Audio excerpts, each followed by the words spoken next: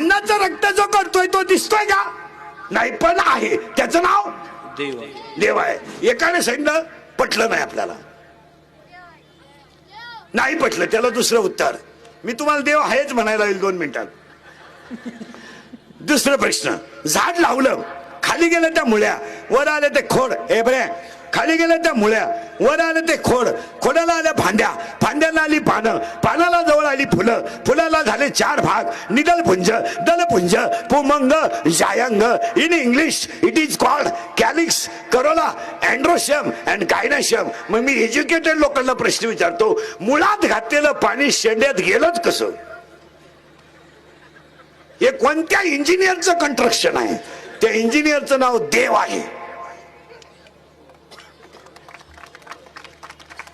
एखादा म्हणेल तू आहे खालून वर, वरून खाली नाही, खालून वर.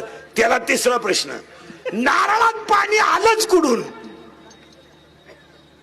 किती दिवस शाळेत जाय पळ, शाळा काढणारालाच कळणार नाही तर तुला काय वांग कळत आहे? नारळात पाणी आलं कुठून? नारळात पाणी आलं कुठून? उत्तर, देवाची करणी.